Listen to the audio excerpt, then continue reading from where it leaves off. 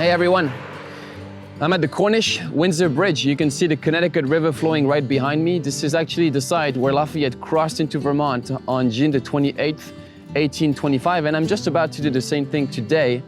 Although back in Lafayette's time, this bridge you see behind me was not covered.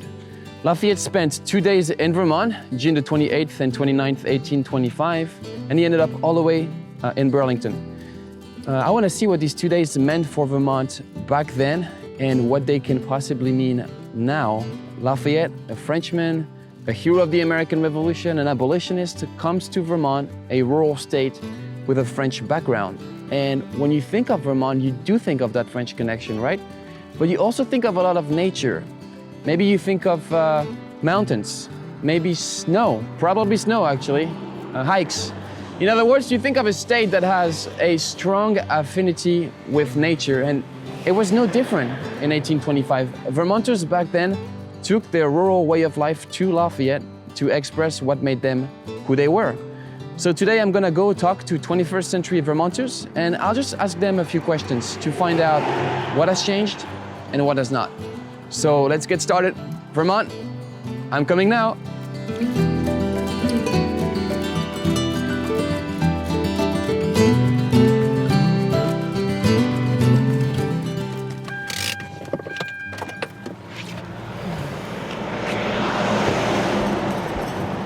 Here we are in Windsor, Vermont. This is the first stop on the Lafayette Trail in the state of Vermont. You gotta imagine, we're at the bridge over there. There's a crowd of people ready to receive Lafayette. He's taken by a procession to this site. At that time, there was a different building here. This is now the Windsor House. Back then, it was called Pete's Coffee House. And right up on the balcony of the building at that time, the governor of Vermont, Cornelius Van Ness, addresses Lafayette, and Lafayette responds to that address. It's a very powerful moment for the town, and I'll tell you more about it in just a minute. You see the chairs behind me, they look really comfy. I'm gonna go take a seat and I'll tell you more about that in just a sec. The governor of Vermont introduced Vermonters as industrious cultivators of the earth in his address to Lafayette. That to me is very significant because immediately he talks about what makes a Vermonter a Vermonter. In addition to that, he also says that people here have a form of patriotism as immovable as the mountains of Vermont. And I found it very interesting that the governor would transform natural features of Vermont, the mountains that you see everywhere, into patriotic monuments. So the Green Mountains, if you look around, you'll see them around here on license plates, you'll see them on Welcome to Vermont signs. So I think it shows that, Vermont being so close to Canada at the time during the American Revolution, you would assume that perhaps that proximity geographically would make them more likely to be loyalists, yet people here found a way to anchor a form of patriotism that would benefit the United States using natural features. That's very significant. And the governor mentioned that to Lafayette immediately when he entered the state. In fact, it is so significant that we decided to mark Lafayette's entrance to Vermont with one of our signs. That's not too far from here, so I do want to show it to you. Let's go see what it looks like. This is our Lafayette Trail marker. As you can see, it's right next to the site where Lafayette was received. It is our first marker when you enter Vermont from the Cornish Bridge. You will see that marker first. And we do have several more in Vermont. We have one in Woodstock, we have one in Royalton, and we also have one in the state capital, Montpelier. In fact, the one in Montpelier has particular significance, which I will tell you about in just a minute.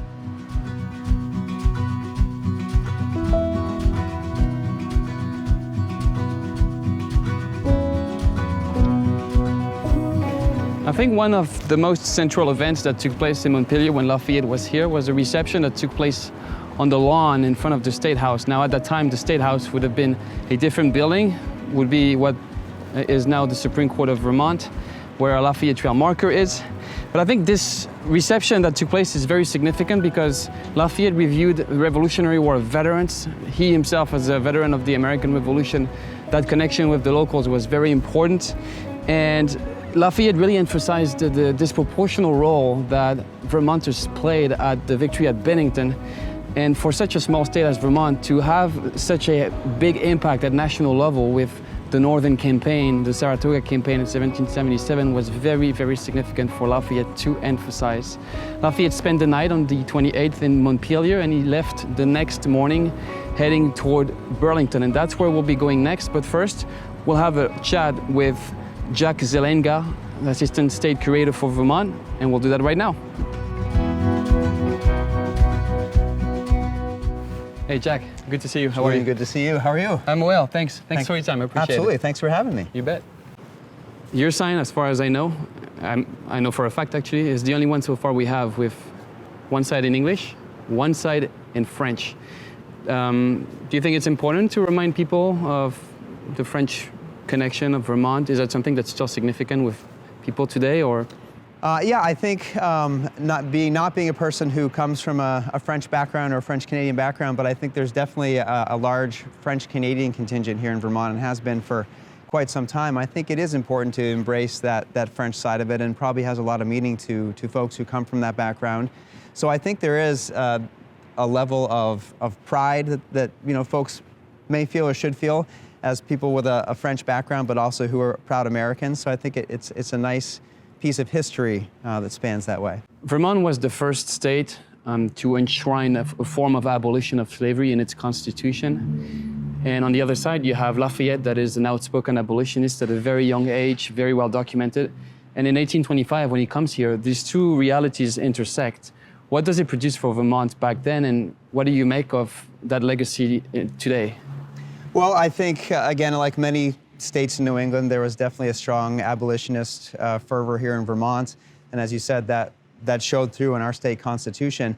They would have recognized that, many of the folks that were here, that they had similar viewpoints, similar feelings about how people should be treated and equality and things of that nature.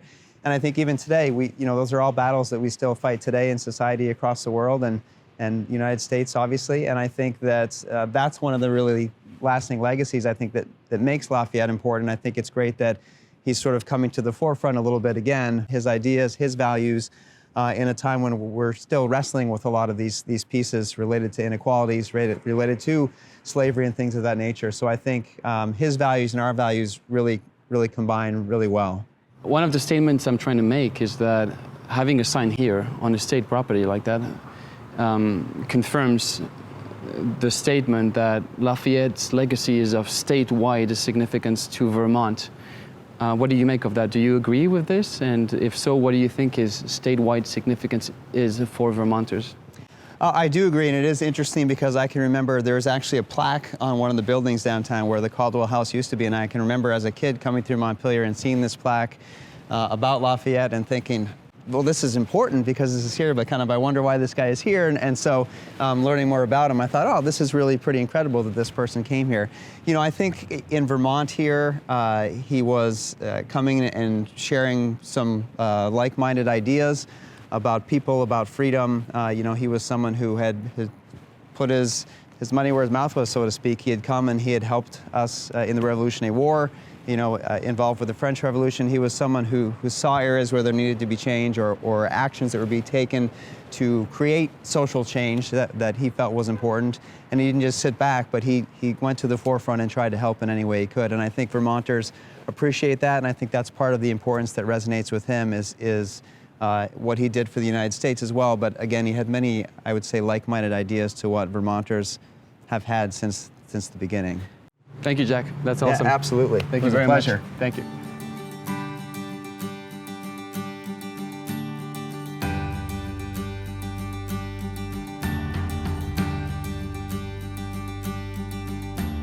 There are three main moments that defined Lafayette's time in Burlington on June the 29th, 1825. The first thing he did when he arrived to the city was to go to Courthouse Square, more specifically Gould Hotel, where he was addressed by the people of Burlington. That would be today City Hall Park. From there, Lafayette went to the University of Vermont, where he laid the cornerstone of the old mill building. And later in the evening, he proceeded to what's now Grass Mount, the home of Vermont Governor Cornelius Van Ness, where he spent a few hours during the evening. I'm on the campus of the University of Vermont. I'm going to meet with Robert McAuliffe, professor of history at the University of Vermont, and we're going to talk about the significance of Lafayette's visit to Burlington, as well as what it meant that the Frenchmen laid the cornerstone of the old mill. So I want to see what he has to say about all of this, so let's go meet him. Bob, hi, how are you? Hello. Thank you for your time. Good to meet you. Likewise. I appreciate your time today. Thank you so much. I'm glad to do it. So, Bob, tell us, where are we right now? We are standing in front of the building on the University of Vermont campus known as Old Mill.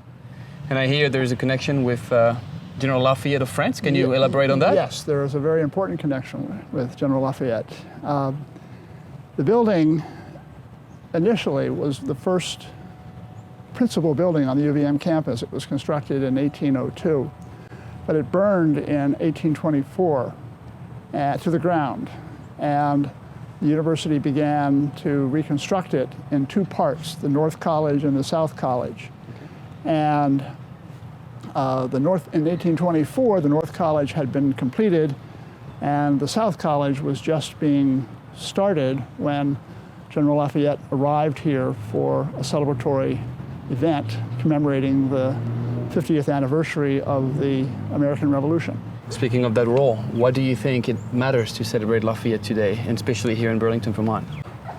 Well, in looking back over the celebratory event, I came across part of a speech by Reverend Willard Preston.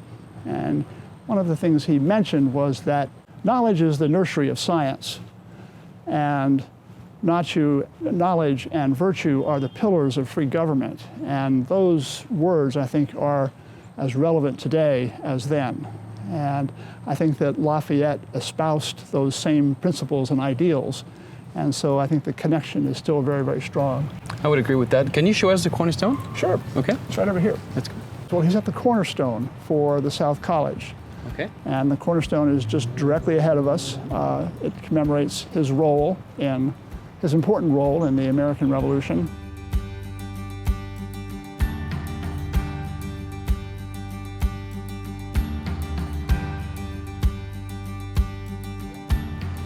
Well, this is the statue of Marquis de Lafayette, and by American sculptor John Quincy Adams Ward. It stands on a pedestal designed by America's premier architect of the 1880s, Richard Morris Hunt, who also designed the pedestal for the Statue of Liberty. Is that right? Yes. And is it not supposed to be a cane up there? Yes. And now the cane has been replaced by a can? Is that what it is? Yes.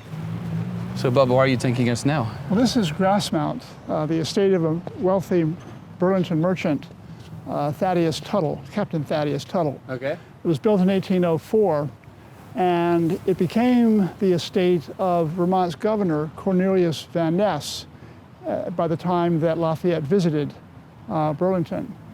It's a remarkably good example of what we describe as federal-style architecture in New England and other parts of America.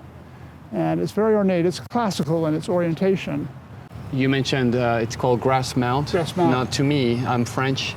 I hear grass. I'm going to ask you the question. Is it connected with Admiral de Grasse that served at Yorktown? Yes, it is. Okay. The name was given to the building by a nephew of Ira Allen, Heman Allen, who had become the country's ambassador to Chile. And I think Heman Allen wanted to commemorate the role of Admiral de Grasse in his contributions to American culture. Interesting. And now it's part of the University of Vermont system, right? University of Vermont alumni program. Yeah. Thank you for that. Okay. I appreciate it. After the social time spent at Grassmount with Governor Van Ness, Lafayette eventually got down to the wharf here and boarded the steamboat Phoenix late in the evening, and off he was, headed down south, down Lake Champlain, all the way to Whitehall, New York, where he would arrive the next day on June the 30th. When Lafayette left Vermont, he could legitimately say that he had been to every single of the 24 states that existed in 1825. While he was in the Green Mountain State, Lafayette told Vermonters that they could be who they wanted within the American family, a state with a strong affinity with nature, a state with a tradition of farming and of cultivating the resources of earth. and a state which, like Lafayette, rejected the idea of slavery in its early years.